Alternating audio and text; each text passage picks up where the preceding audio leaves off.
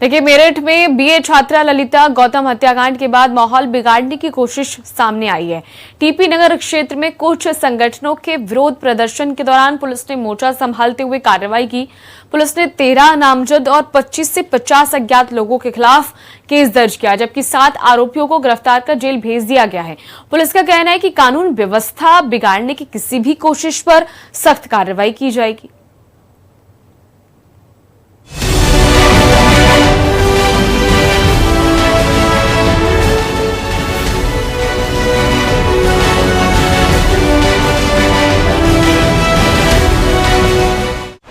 मेरठ का माहौल बिगाड़ने की कोशिश, जातिगत विरोध प्रदर्शन, पुलिस ने संभाला मोर्चा। दलित छात्रा की मौत के बाद सियासी रंग देने की कोशिश। उत्तर प्रदेश के मेरठ में एक बार फिर से माहौल बिगाड़ने की कोशिश हुई। टीपी नगर क्षेत्र के गगन एन्क्लेव में ललिता गौतम की हत्या के बाद दलित संगठन की ओर से सियासी रंग देने की कोशिश की गई, लेकिन समय रहते हुए योगी की फोर्स ने मोर्चा संभालते हुए बड़ा एक्शन लिया। पुलिस ने इस मामले में 13 नामजद और 25 से 50 अज्ञात लोगों के खिलाफ केस दर्ज कर लिया, जिसके बाद पुलिस ने 7 आरोपियों को गिरफ्तार कर जेल भेज दिया। वहीं पुलिस का कहना है कि माहौल का बिगाड़ने वालों के खिलाफ कठोर कार्रवाई होगी। इसमें आपको यह भी अवगत कराना है कि संपूर्ण कार्रवाई सीसीटीवी के ट्रेल के आधार पर, जिसमें कि ये खुद उस व्यक्ति के साथ बैठकर जाती हुई दिखाई पड़ी थी, टोल का भी उसमें बाइक का वीडियो है, और अन्य जो लोकेशन इत्यादि के जितने भी इलेक्ट्रॉनिक साक्ष्य हैं उसके आधार पर ही कार्रवाई हुई है। जो कतिपय संगठनों द्वारा दूसरे व्यक्ति को जेल भेजने की मांग की जा रही थी, यदि उस प्रकार की कार्रवाई की जाती है तो मुख्य अभियुक्त को भी ट्रायल में बचत मिलने की संभावना है, जिस कारण उन्हें काउंसिल किया गया था, जिस पर परिवार राजी था।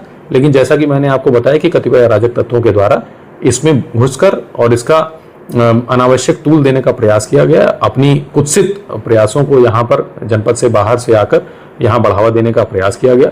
जनपद के जितने भी मुख्य संगठन थे उनसे वार्ता हुई थी, उन लोगों ने इसमें हामी जाहिर की थी कि इसमें जो भी कार्रवाई हुई है वो सही हुई है, और जो भी इसमें कार्रवाई है यदि कोई और भी बात सामने आती है तो उसको भी योजना में जोड़ा जाएगा। तो ऐसी कोई बात नहीं थी कि जो फिलहाल परिवार चाहता था, इसमें जो बाहर के लोग हैं, इसीलिए परिवार पर कोई कार्रवाई नहीं की गई है। परिवार तथा भोली भाली महिलाओं को इन दुष्टों के द्वारा, इन नालायकों के द्वारा जो यहाँ पर बैठाने का प्रयास किया गया है।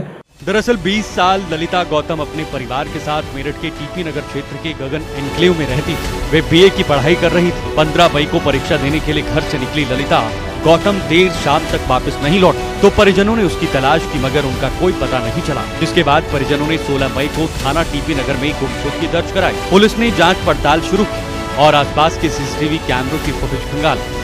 पुलिस को सीसीटीवी फुटेज में ललिता गांव कल्याणपुर निवासी अंकुश नाम के युवक के साथ दिखाई।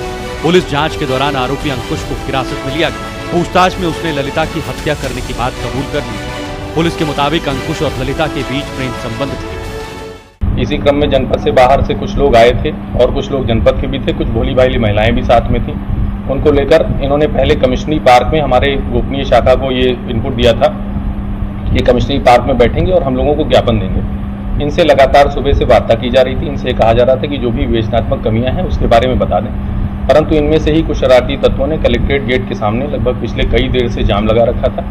और उसी क्रम में जब इनसे ये बात की गई कि विवेचना में जो भी कमियां हैं बताइए, यदि विवेचना ट्रांसफर कराना चाहते हैं तो वो भी बताइए, परंतु ये तत्काल ना मानते हुए ये सिर्फ अपने कुत्सित उद्देश्यों के कारण कलेक्ट्रेट गेट के सामने जाम लगाए हुए थे, जिससे कि सड़क जाम हो रही थी। इसी कारण इनको यहाँ से हटाया गया और अनावश्यक कार्रवाई की जा रही है।